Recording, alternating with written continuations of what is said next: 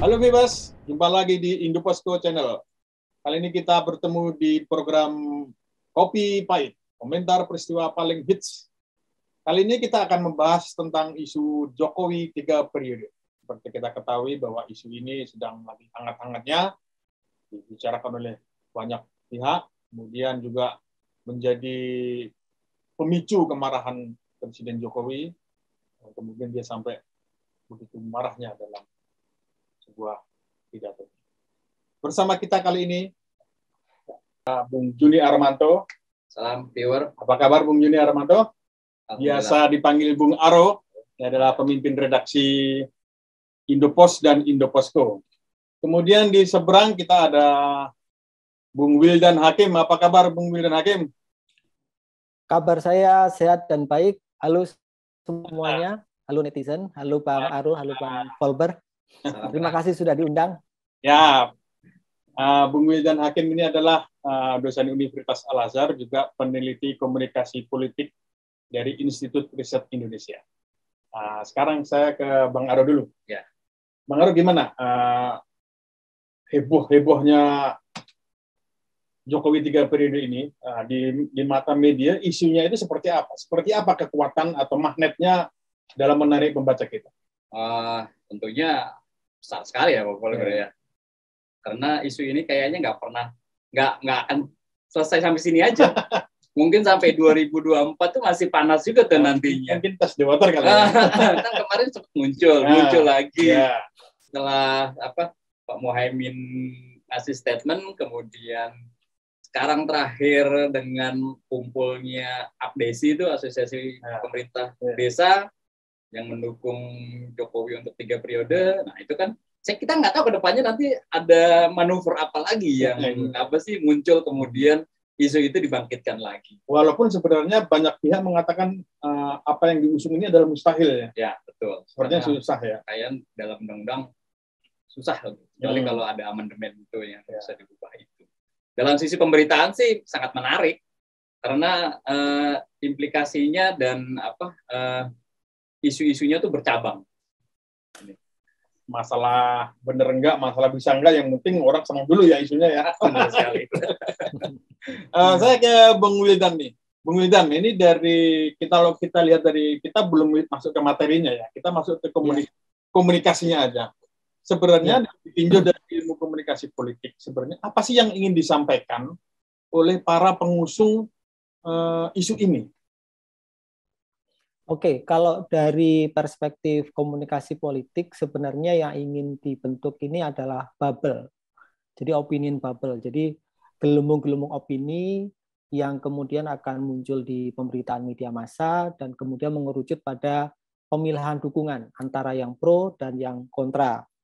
Memang harus diakui sebenarnya kalau dari sisi konstitusi ini isu yang kurang produktif ya untuk sistem demokrasi elektoral yang kita sudah sepakati ada pemilu setiap 5 tahun sekali. Tapi memang saya sepakat dengan Bung Aro tadi, netizen kita ternyata setelah saya cek di Google Trend, itu lebih penasaran terhadap pencarian Jokowi 3 periode dibandingkan Jokowi tolak 3 periode. Nah, makanya saya menyepakati, saya menilai bahwa di sini ada semacam desain dari kekuatan-kekuatan tertentu untuk menggelembungkan isu ini sampai dengan 2024. Sebelum meramaikannya dengan kandidat-kandidat yang diusung oleh masing-masing partai politik. Karena sejauh ini kan masih dalam format survei-survei dan kekuatannya belum begitu nyata ya dari kandidat-kandidat yang dicalonkan.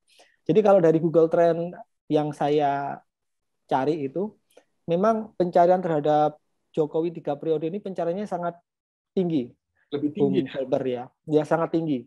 Jadi kalau kita mengetikkan pencarian Jokowi 3 periode, maka dalam waktu sekian detik itu pencariannya mencapai 21 juta. 21 juta 200 ribu. Sementara itu Jokowi tolak 3 periode, itu pencariannya hanya 3 juta 910 ribu. 3,9 juta. Jauh sekali. Makanya Bung Aro benar sekali kalau kemudian menyatakan dari sisi pemberitaan memang sangat menarik dan ini akan dimainkan terus ya sampai 2024 meskipun harus diakui tidak produktif. Tapi dari sisi konten, ya, dari sisi isu yang dimainkan, ini menjadi menarik untuk diwacanakan. Walaupun yang mencari berita itu belum tentu mendukung, belum tentu juga menolak ya. Betul, ya, tapi ini berhasil menggiring referensi netizen Indonesia.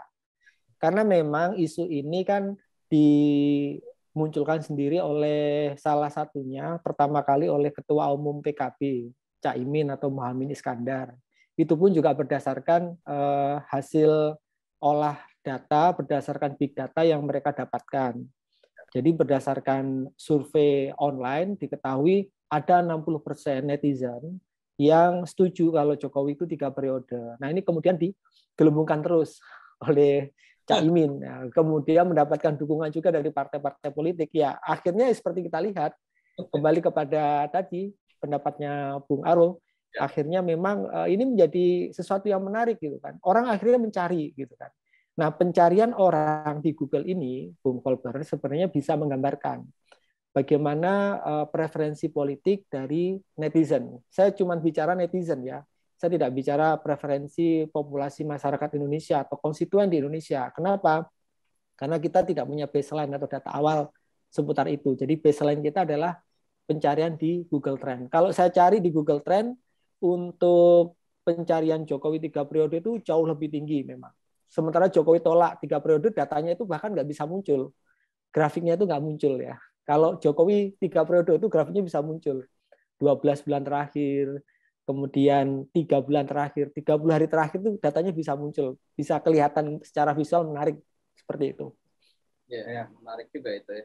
Tapi Bung Aro gini, kita kan tahu ya, kalau kita melihat di banyak platform media sosial ya, platform selebritis, platform media, termasuk kita juga, setiap ada berita pengusulan 3 periode, kalau kita lihat, nggak tahu ini benar apa enggak, kita lihat kebanyakan itu banyak yang mencaci maki ya, banyak yang menolak, banyak yang menyindir, banyak yang dan berbagai bahasa lain. Nah, artinya media tahu bahwa dari segi media sosial ini emang banyak yang tidak mendukung. Tetapi dari Anda sebagai seorang jurnalis, ini melihat isu ini nanti apakah hanya sebuah konsumsi yang harus kita buka secara terang-menerang, atau sebagai seorang media akan memberi sebuah pemahaman kepada masyarakat bahwa ini hanya sekedar ini loh atau ada permainan elit politik yang ingin disampaikan oleh media. Di media itu sebenarnya kan harusnya independen ya. Cuma kenyataannya itu kadang-kadang kalau udah berbicara politik bisa terpecah belah. Yang independen itu susah untuk kita. Benar sekali.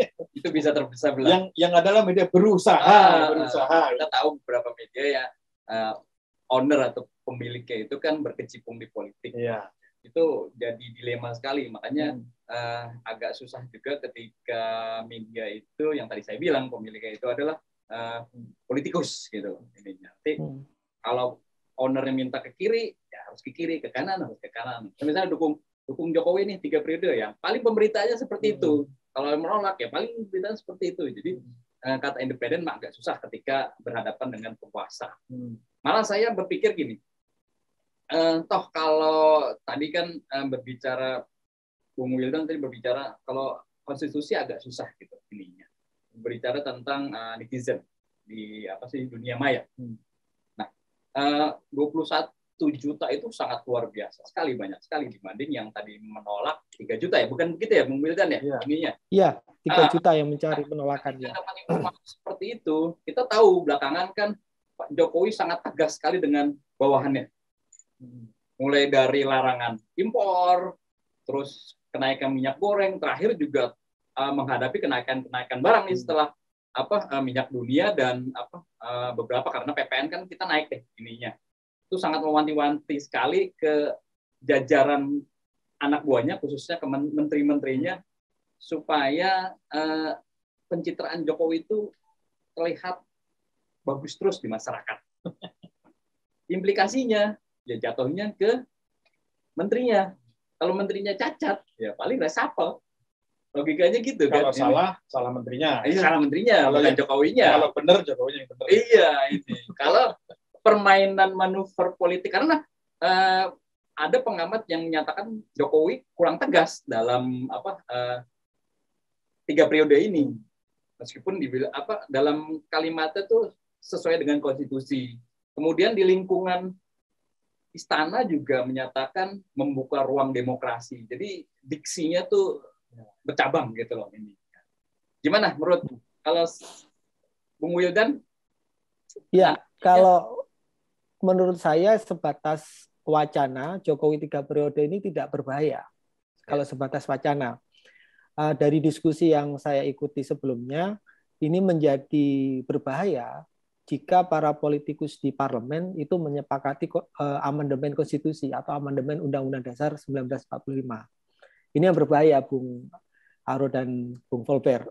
Jadi ketika ini sudah sampai pada titik amandemen konstitusi, maka kekuatan politik, dalam hal ini infrastruktur politik, kita bicara partai-partai politik yang ada di Indonesia, maka perbincangannya sudah akan semakin tajam, di mana masing-masing partai politik nanti akan memposisikan dirinya untuk mendukung Jokowi 3 periode atau justru memunculkan figur lain.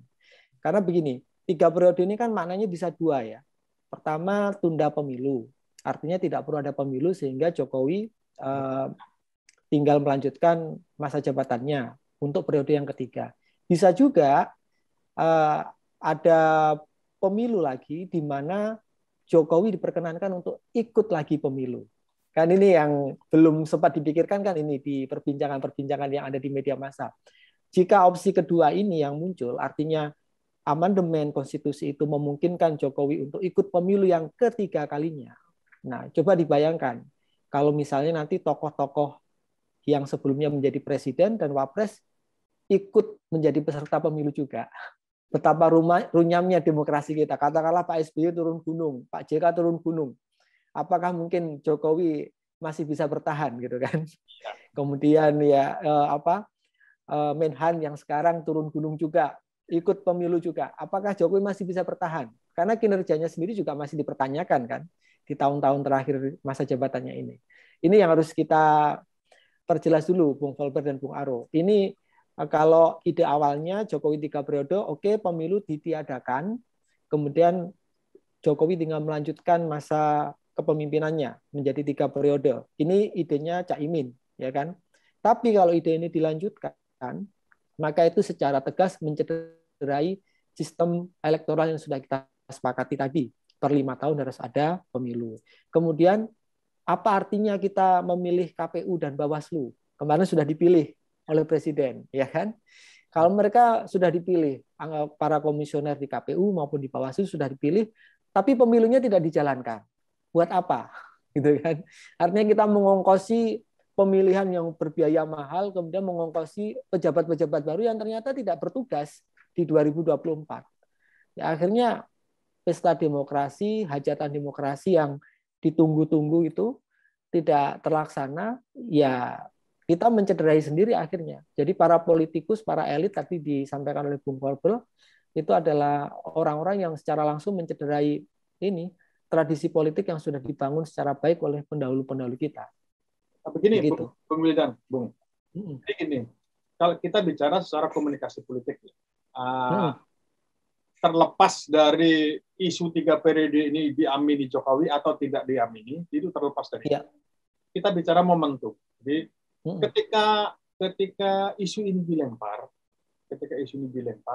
momentum yang terjadi adalah tanda kutip pamor Jokowi sedang turun, ya. Kasus minyak goreng, kemudian kasus solar sekarang udah langka, harga-harga naik, pajak semua dikenain pajak, PPN naik 10 jadi 11%. Artinya itu adalah sebuah ciri-ciri atau syarat untuk menambah tingkat tanda kutip kebencian orang terhadap Jokowi itu semakin bertambah. Nah, kenapa isu Jokowi 3 periode diluncurkan ketika posisinya sedang tidak bagus? Seandainya posisi Jokowi lagi bagus atau lagi sedang dicintai oleh orang, mungkin isu 3 periode dinaikkan itu tepat. Nah, sebenarnya kenapa momentum ini dipilih ketika kondisinya seperti tidak ideal gitu loh? Iya. Jadi kondisi-kondisi tidak ideal ini saya kira di luar kendali Jokowi dan tim pemerintahannya ya, Bung Volker ya. Jadi memang situasinya seperti itu dan memang harus kita akui ternyata ada mafia minyak goreng gitu kan. Ternyata kondisi ekonomi dunia sedang tidak bagus, tidak mengembirakan. Nah, kalau saya membaca isu Jokowi 3 periode ini dimunculkan kemudian akan menjadi bubble, akan menjadi gelembung-gelembung itu bisa ditarik ke kepentingan partai politik yang mengusung Jokowi. Ya, artinya saya membaca di sini dari sisi komunikasi politik dan dari sisi ini computational thinking, ya, berpikir secara komputasional itu dengan isu yang semakin berkembang ini, maka di ingatan publik Indonesia nantinya muncul pemahaman bahwa periode berikutnya presiden yang dipilih 2024 paling tidak seperti Jokowi, seperti itu, ya. Orangnya seperti Jokowi. Oke, kinerjanya Jokowi sekarang kurang oke ya, Bung Volker, Bung Aro ya. Katakanlah seperti itu. Karena banyak masalah yang mendera bangsa kita. Kondisi kinerjanya Pak Jokowi kurang oke.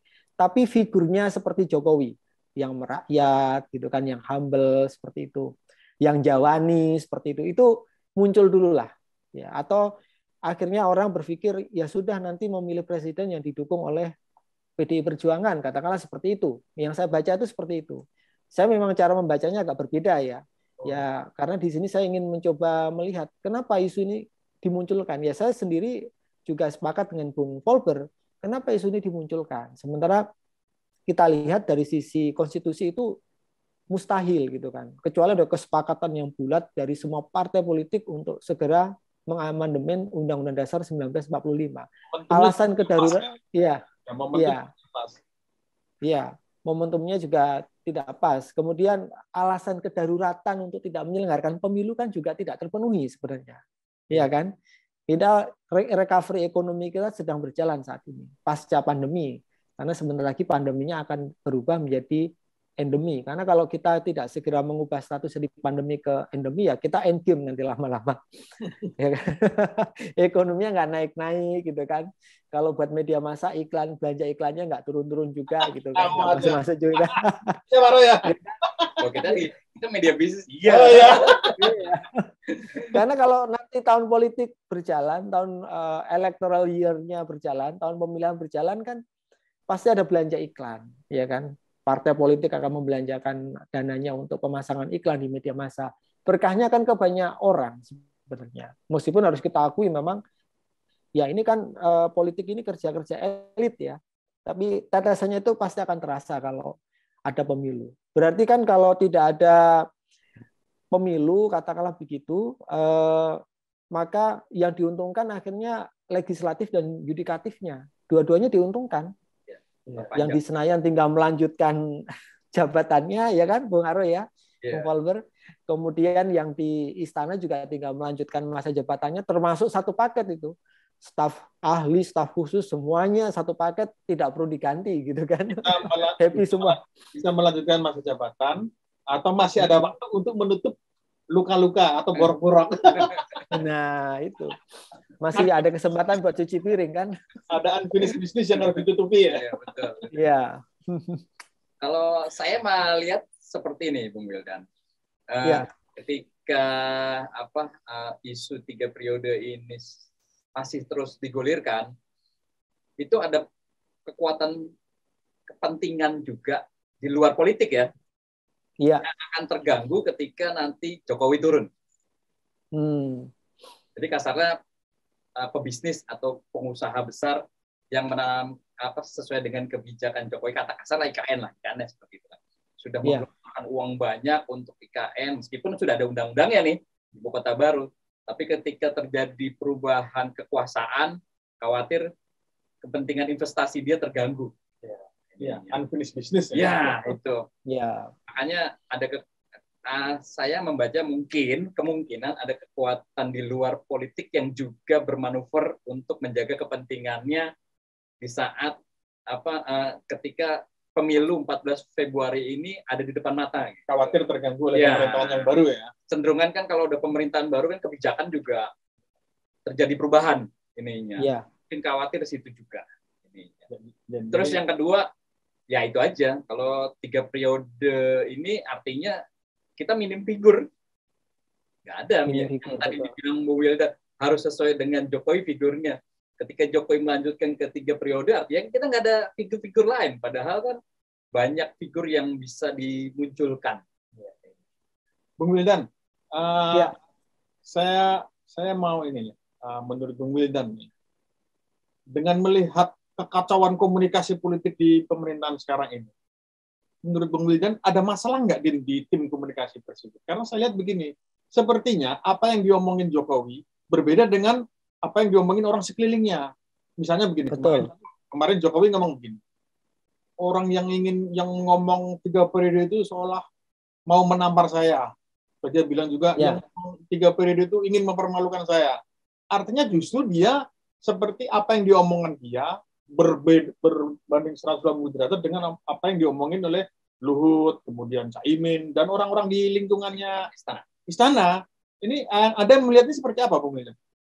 Ya, jadi memang di sini sebenarnya terlihat ya, kita akhirnya menduga-duga jangan-jangan komunikasi internal antara Pak Jokowi dengan para pembantunya, dengan stakeholder politiknya, ya saya menyebutnya stakeholder ya kalau untuk Caimin ya, pemangku kepentingan ya, ini kurang terjalin begitu baik. Artinya tidak ada komitmen yang pasti dari Caimin untuk melanggengkan kekuasaannya Pak Jokowi itu sampai 2024 secara aman. Tapi justru menggoyang dengan isu tadi, Jokowi 3 periode. Ya, benar ingin mempermalukan ya.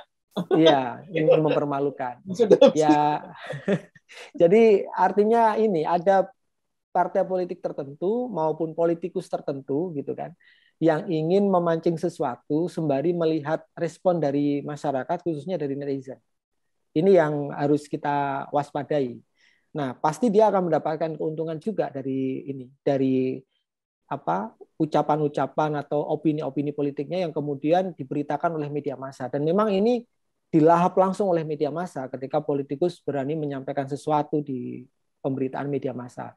Nah, komunikasi politik yang mungkin kurang rapi ini juga mungkin karena faktor individu dari Pak Jokowi sendiri ya, faktor personalnya juga. Mungkin Pak Jokowi sendiri juga menghadapi tekanan ya. Akhirnya kita menduga-duga ya, Bung Volper, Bung Aru ya. Jangan-jangan Pak Jokowi mendapat tekanan-tekanan tertentu dari lingkaran terdekatnya, bisa jadi seperti itu, atau bisa juga lingkaran terdekatnya yang meyakinkan Pak Jokowi untuk menolak Jokowi 3 periode itu tidak mampu meyakinkan beliau sendiri sebagai eksekutif tertinggi di negeri ini. Jadi kalau saya membaca sebenarnya bisa jadi ya Bung Volper, Bung Aru, literasi kekuasaannya Pak Jokowi ini kadang mungkin kurang begitu kuat.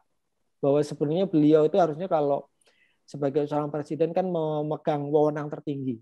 Karena kalau menganut teorinya Max Weber itu kan jabatan itu di dalamnya melekat kewenangan. Nah, beliau itu punya kewenangan yang sangat tinggi, sangat luas, sangat kuat sebagai seorang presiden. Namun kewenangan yang sangat kuat ini membutuhkan supporting system dari partai politik. Nah, dalam hal ini partai politik pendukungnya. Sebenarnya partai politik pendukungnya Pak Jokowi sendiri sudah menyatakan tidak setuju dengan ide Jokowi 3 periode. Ya, karena kita tahu dari Partai Demokrasi Indonesia Perjuangan sudah ada calon, Bung Volper tahu ya, mungkin Mbak Puan sudah mulai digosok gitu kan, kemudian Ganjar sudah mulai disiapkan juga di situ. Nah, tapi desakannya ini justru muncul dari partai-partai yang suaranya kecil, Bung Volper, Bung Aru ya. Kalau kita lihat dari PKB, kemudian dari PAN gitu kan, mereka sepertinya sedang memancing sesuatu di sini. Apa cari muka? Dan iya, cari muka. Cari muka. Nah, kemudian sama P3 juga. Nah, bisa jadi juga ini para bohir yang mendapatkan keuntungan dari isu ini juga sedang wait and see di sini. Nah, ketidaktegasan Pak Jokowi sendiri mungkin juga karena faktor wait and see juga. Wait and see, kemudian akhirnya orang-orang terdekatnya di Jokowi, ya misalnya staf khususnya atau staf ahlinya ketika diminta komentar di media massa, ya komentarnya normatif. Hanya mengulang apa yang disampaikan oleh Pak Jokowi, bahwa Pak Jokowi menolak ide Jokowi 3 periode atau menolak usulan Jokowi 3 periode. Karena Pak Jokowi sudah sepertinya enggan memperpanjang pernyataannya untuk menolak, ya. Karena dia mungkin juga khawatir ya, ketika dia menyatakan berkali-kali saya menolak usulan 3 periode jabatan sebagai presiden, nanti publik Indonesia membacanya sebenarnya beliau mau gitu kan. Kan biasanya seperti itu kalau ya kan, cara membacanya begitu. Ketika seseorang menolak, publik kemudian membaca sebenarnya dia mau, bukan menolak. Tapi kalau dia menyatakan menerima itu salah juga kan secara konstitusi gitu kan. Itu mungkin ada semacam kebimbangan ini yang dihadapi oleh Pak Presiden ini. Galau, itu yang tadi disebutkan tidak galau. Ya, iya. Ya, ambiguitas mengaruh ya. Iya. Tapi kalau menurut saya ini sepertinya Pak Jokowi ini terlambat ya untuk menyatakan penolakannya, karena di awal-awal dia kan seperti bersayap kan ngomongnya. Ya kalau 3 periode itu tidak sesuai dengan konstitusi. Kalau sesuai konstitusi, ya tidak apa-apa. Jadi seolah-olah bahwa jika sesuai konstitusi artinya bisa saja konstitusinya diubah kan, dan itu memungkinkan. Betul. Ya. Nah, itu pernyataan dia yang terakhir itulah yang paling keras ketika dia ngomong ingin menampar, ini orang ingin menampar saya, ini orang cari muka, dia ada kalimat cari muka, terus ada yang bilang ini. Nah, itu menurut Bung Lely terlambat nggak dia pernyataan Jokowi yang sangat tegas itu dibanding sebelum-sebelumnya? Ya, saya pikir Pak Jokowi itu kan hanya merespon. Dan sebagai seorang politikus ya Pak Jokowi pasti punya pertimbangan-pertimbangan, dan pertimbangannya Pak Jokowi secara individual mungkin juga dikonsultasikan dulu kepada para timnya, anggota tim komunikasinya. Namun yang menjadi menarik di sini, Bung Volber, Bung Arul, adalah Pak Jokowi ini kan orang Solo sebenarnya, ya kan. Saya belajar dari Prof. Andrik ya, dosennya Bung Volber juga ini. Jadi ya Prof. Andrik Purwasito. Di situ kan Prof. Andrik itu pernah mengingatkan saya bahwa, memberitahu bahwa ada satu tradisi di alam bawah sadar orang Solo, yaitu Umuk Solo, Gertak Semarang, Glembuk Jogja. Nah, Umuk Solo, nah mungkin ini dalam kategori umuk mungkin ya. Menampar muka saya itu Pak Jokowi menunjukkan gedenya orang Solo, umuknya orang Solo itu seperti itu. Jadi Anda ini menampar muka saya kalau mengusulkan saya menjabat 3 periode. Ya sebatas seperti itu saja, Bung Volber. Kemarahan. Iya, untuk menunjukkan. Iya, untuk menunjukkan saya ini presiden. Anda menampar muka saya. Ya itu sudah kategori umuk gitu kan. Nah, umuk ini menjadi sesuatu yang hampa ketika tidak dilanjutkan. Begitu. Ya, harus ada tindakan yang konkret, misalnya Pak Jokowi mengumpulkan semua ketua umum partai politik kemudian menyatakan stop ide usulan jabatan presiden 3 periode. Tapi kan tidak dilakukan itu. Iya. Ya kan? Jadi hanya sebatas umum. Anda ini menampar seperti menampar muka saya, gitu kan? Gitu. Itu Bung Volber yang bisa saya tangkap itu seperti itu. Yang ironisnya kan justru yang tadi kita bilang, kita ini ternyata orang lingkaran istana yang apa sih bermain itu kan. Salah satunya ya mungkin Pak LBP lah ininya yang menyatakan ada big data. Wah, dia paling kencang ya. Nah, ini big data ini yang masih penasaran nih. Seperti apa gitu loh ini. Nah, ini mah nggak bisa menurutku sih dia mau ngomong doang dia. Dia khawatir gini, Bung Wildan. Katakanlah Pak Jokowi sekarang menolak kan. Begitu lingkarannya meyakinkan ke Pak Jokowi, Pak, Bapak ini dapat dukungan banyak, Bapak ini, Jokowi goyang. Dan akhirnya ya ngikutin lah. Mungkin di awal dia boleh juga nih, tapi lama-lama lihat respon orang, aduh ternyata pada nggak suka, baru dia umum. Nanti dia berubah pikiran, ya wes silakan. Kan gitu, dan akhirnya yang tadi dibilang Bung Wildan, yang ini kan yang bahayanya kan amandemen itu kan dirubah, gitu. Iya. Yang terjadi seperti itu. Walaupun sekarang bolehlah beberapa partai yang suaranya tidak besar gitu loh. Kan kita nggak tahu lah, politik kan bisa berubah ke depannya seperti apa. Yang sekarang misalnya PKB, terus PAN dan Golkar masuk ke P3 kan yang mendukung 3 periode. Siapa tahu next time-nya berubah, PDIP berubah, itu berubah. Kita nggak tahu, namanya politik kan bisa aja berubah ininya, kebijakannya. Tapi siapa yang diuntungkan ini dengan ada isu ini? Ya banyak sih sebenarnya sih ininya. Ya. Yang sudah tanda tangan kontrak-kontrak bisnis tertentu mungkin pastinya. Kan gini, kita nggak tahu ya, kan gelap itu. Terakhir, pamungkas kita. Menurut Bung Aro ini nanti endingnya bagaimana? Karena gini, terus terang aja ya kita lihat nih. Di Banten, di beberapa daerah, sudah muncul gerakan-gerakan 3 periode. Dan itu dimobilisasi. Ya. Salah satunya adalah abdesi. Walaupun abdesi ada 2 ya, tapi abdesi yang versi abdesi yang DPP itu kan ngomong Jokowi 3 periode. Di Banten ada laporan, warga dikumpulin, nggak tahu itu benar apa nggak dikumpulin, kasih sembako Jokowi 3 periode. Di Kalimantan, Sulawesi juga.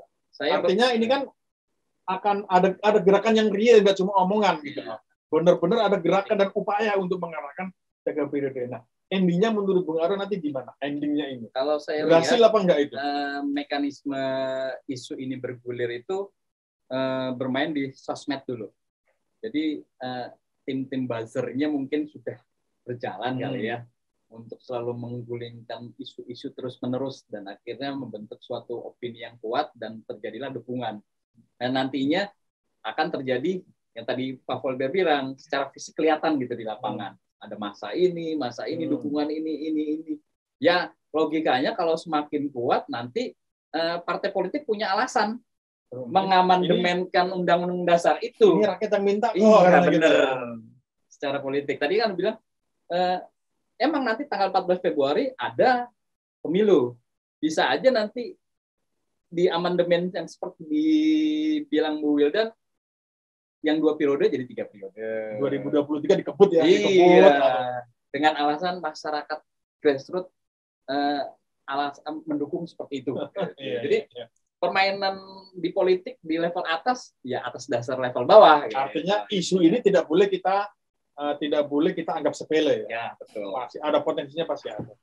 Bung Wildan gimana menurut Bung Wildan? Endingnya nanti ini seperti apa? Jadi dukungan-dukungan yang mulai dimunculkan secara terbuka yang terakhir oleh abdesi ini sebenarnya nanti menjadi jalan bagi para politikus di Senayan untuk mendapatkan sumber legitimasi ya untuk mengubah amandemen. Karena bagaimanapun juga ini nanti ujungnya adalah amandemen konstitusi. Karena kalau tidak di amandemen konstitusinya maka itu akan cacat secara prosedural ya. Nah, legitimasi ini kemudian memang harus didesain, dirancang sedemikian rupa supaya polemik ini berjalan agak lama, Bung Volber, Bung Aro ya. Jadi polemik itu muncul ketika memang ada perbedaan pendapat di tengah masyarakat. Nah, polemik ini memang sengaja kalau kita lihat kok makin hari makin ini ya tidak berhenti gitu kan. Berarti memang ada pihak-pihak tertentu yang punya kepentingan kuat terhadap kepemimpinannya Pak Jokowi. Artinya ada pihak yang mungkin sangat diuntungkan tadi seperti yang sudah disinggung Bung Aro, diuntungkan oleh keberadaan Pak Jokowi sebagai seorang presiden. Dan memang kalau kita bicara ending ya nanti kita bicara kalkulasi politik yang mana itu nanti akan merujuk dulu pada hasil-hasil survei. Ini kemarin saya baca survei-survei terakhir posisinya PDI masih unggul, kemudian Golkar juga masih unggul. Nah ini berarti nanti pertarungannya mungkin antara kekuatan Golkar dengan kekuatan PDI Perjuangan untuk mengusung apakah Jokowi 3 periode ini bisa jalan terus atau justru dihadang langsung oleh PDI Perjuangan bahwa Jokowi 3 periode ini tidak bisa dilanjutkan. Seperti itu. Oke. Menarik ya obrolan kita. Sepanjang sebenarnya. Padahal kalau kita lihat di realitanya emang wah gila emang. Tapi ya dinamika politik selalu berkembang. Iya. Oke, terima kasih Bung Aro atas obrolan kita hari ini dan terima kasih banyak Bung Wildan Hakim atas waktu dan pencerahan-pencerahannya bagi kita tentang komunikasi politik pemerintahan saat ini. Buat para viewers Indoposko, jangan lupa tetap like, comment, dan subscribe supaya podcast ini tetap kita makin bersemangat untuk membuat konten-konten yang baru dan yang mencerahkan. Sampai jumpa viewers di acara berikutnya. Terima kasih Bung Wildan. Terima kasih Bung Volber, Bung Aro. Sampai jumpa. Sampai jumpa juga.